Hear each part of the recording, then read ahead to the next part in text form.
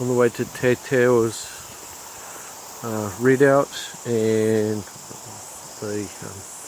we'll get the sign at the beginning, but there was initially what's turned out to be the start of some conflicts here in the Waikato, not far from Mercer, and Jay will no doubt put some more information about that in when she does this.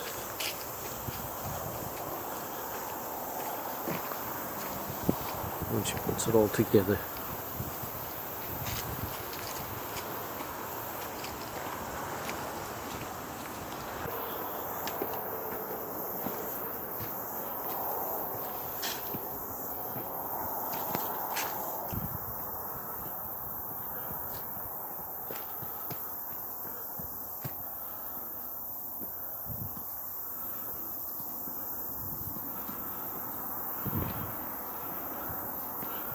Narrow gate.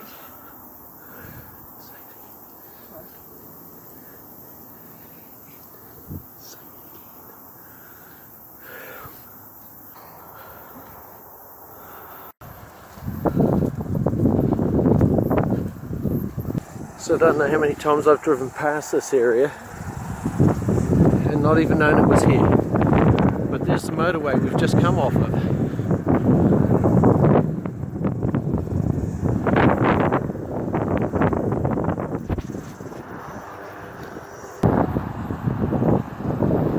So here we are.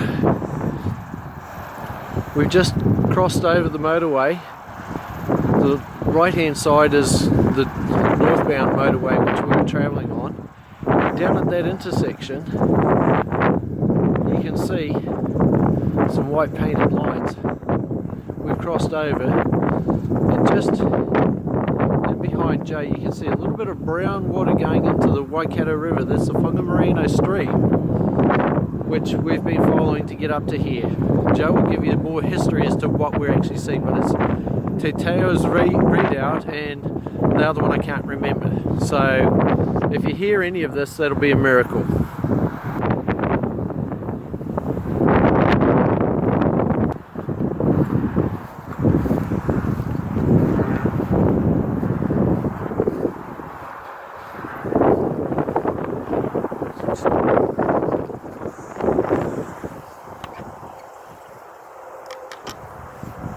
So here we are at what's left of it.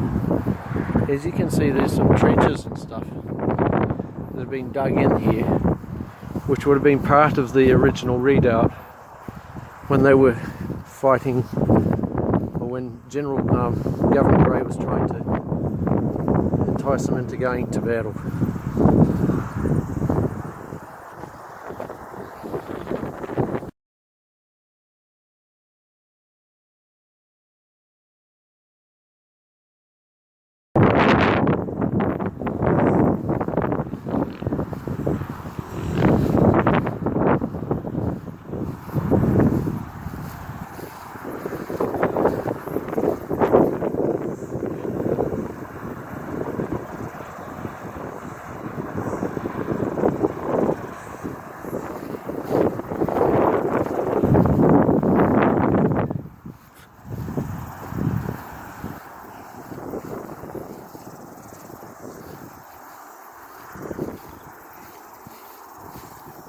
So this was the part actually, not the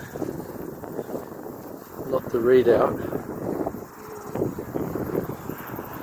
So the redoubt is probably about 130 metres that way.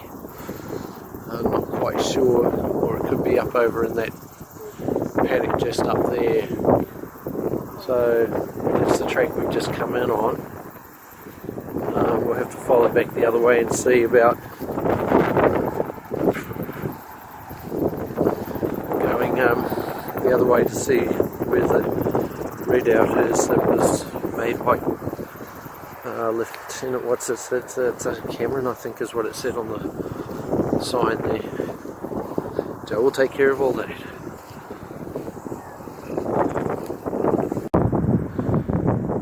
There's the Waikato River to the north. Mercer's just up the way. Bridge up there.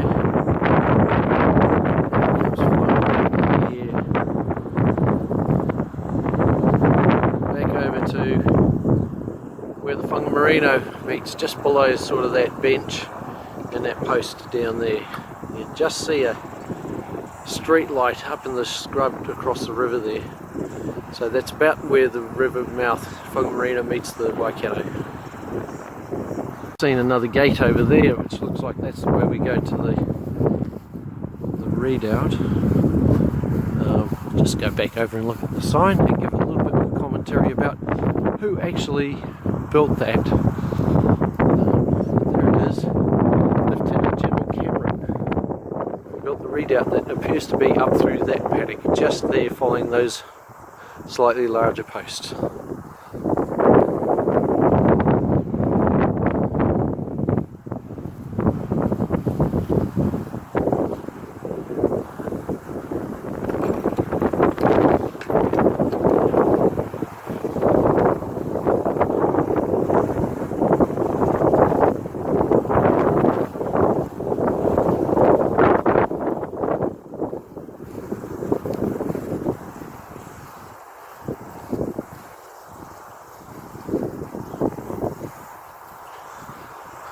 The path we came in on is just over that bit of scrub there, down about 20 feet.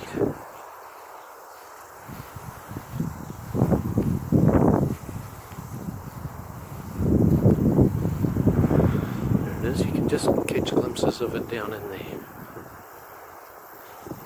That's the fence. It's the gate we came through just before, as we climbed up to the top of the hill.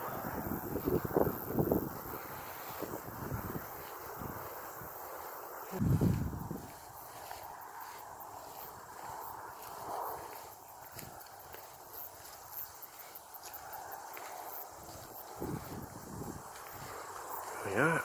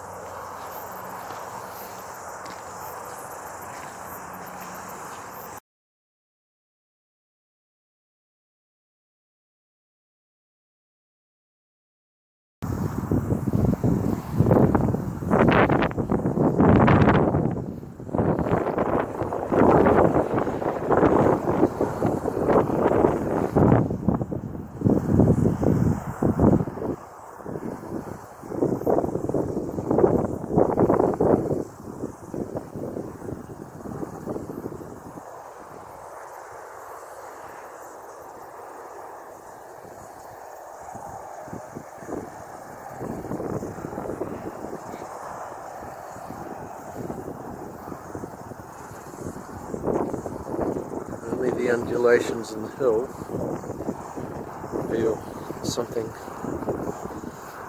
went on up here.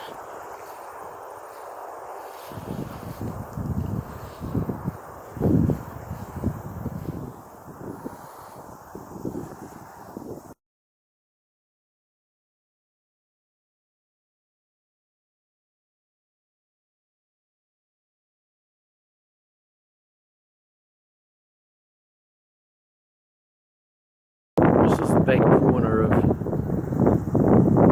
Cameron's redoubt.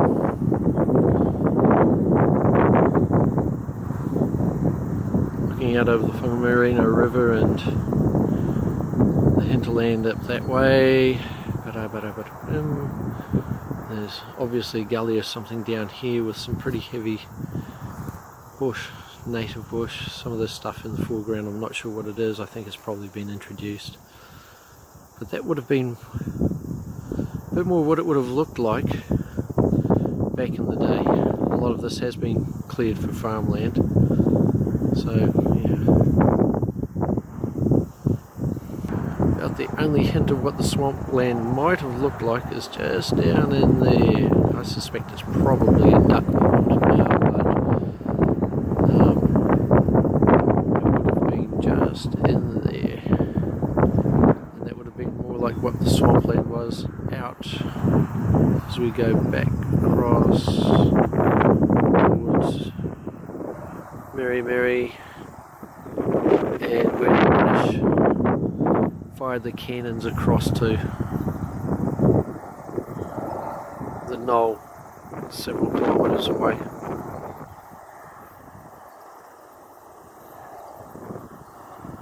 It's not a very large encampment in the scheme of things. Who knows how many troops would have been up here, but it commanded a view of most of the scenery. So the British fought their war in a way that the Maori weren't used to. Okay, now we're exiting from the other lower corner, and there's a fence and a little bit of extra documentation down there. So as we go through the fence,